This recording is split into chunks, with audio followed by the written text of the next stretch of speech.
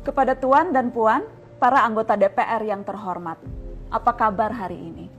Sepertinya tak sebaik biasanya. Sama, di sini pun begitu. Kita semua memang sedang diuji.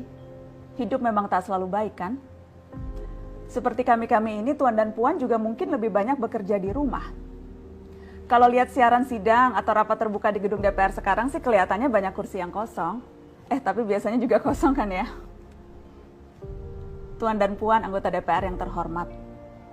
Saya perhatikan parlemen-parlemen negara lain fokus melawan corona.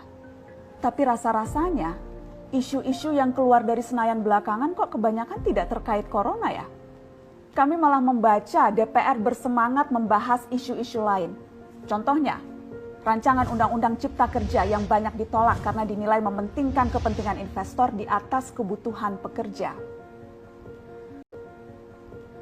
Presiden Jokowi pekan lalu sempat menyatakan pemerintah dan DPR menunda pembahasan salah satu klaster di rancangan undang-undang itu, klaster ketenagakerjaan.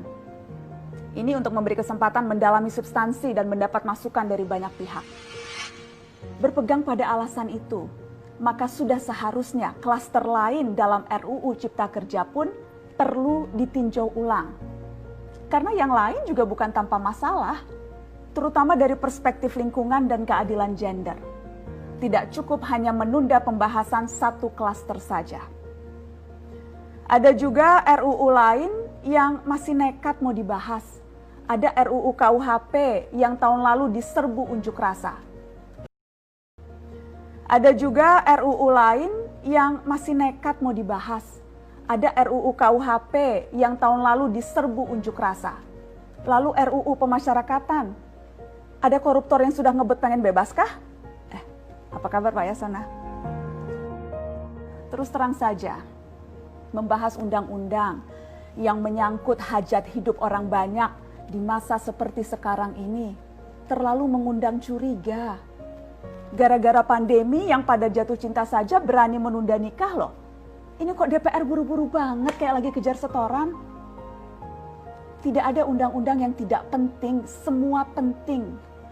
Justru karena undang-undang itu penting, aneh jika pembahasannya diseriusi di waktu seperti sekarang, saat dimana perhatian dan konsentrasi kita sedang terkuras bertahan hidup di tengah wabah.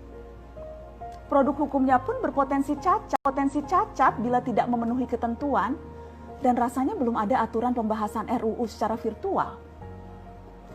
Jika ngotot menuntaskan Omnibus Law atau RUU KUHP atau RUU pemasyarakatan, jangan salahkan jika ada yang menilai DPR tidak menjadikan perang melawan corona sebagai prioritas. Saya percaya setiap tindakan dan keputusan di masa krisis mencerminkan skala prioritas. Atau memang inikah prioritas wakil-wakil rakyat kami saat ini? Bikin ribut juga jelas tak seharusnya jadi prioritas. Satgas COVID-19 DPR kemarin dikabarkan mengimpor jamu ilegal dari Tiongkok secara besar-besaran untuk pasien positif virus corona. Satgas kemudian membantah itu, katanya ini diproduksi di Jakarta dan merupakan sumbangan Wakil Ketua DPR RI Sufmi Dasko yang akan dibagikan gratis ke berbagai rumah sakit. Kemudian dikabarkan juga jamunya mengandung bahan berbahaya dan belum terbukti klinis. Satgas lagi-lagi membantah, katanya sedang proses mendapatkan izin edar di Badan Pengawasan Obat dan Makanan. Sedang itu berarti belum kan ya? Tuan dan Puan yang terhormat, niat baik pun perlu proses yang baik.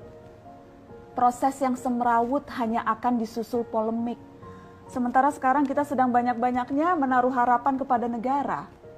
Tindak tanduk DPR salah benarnya akan selalu dilihat. Makanya sempat ramai juga warganet mengkritik Satgas COVID-19 DPR RI yang berfoto mengenakan APD saat hendak berkunjung ke Rumah Sakit Darurat Wisma Atlet menyerahkan sumbangan DPR. Ini dinilai melukai hati masyarakat. Tenaga medis kita saja bertaruh nyawa benar karena kekurangan APD. Tidak ada yang meragukan jumlah sumbangan DPR. Kami yakin pasti banyak, namanya juga DPR, beli ribuan rapid test saja mampu, ngeborong jamu apalagi. Tapi ini soal rasa dan empati. Kecuali ya, kalau yang dipakai anggota DPR itu APD yang lain, alat pelindung dewan. Salam hormat dari kami yang kalian wakili.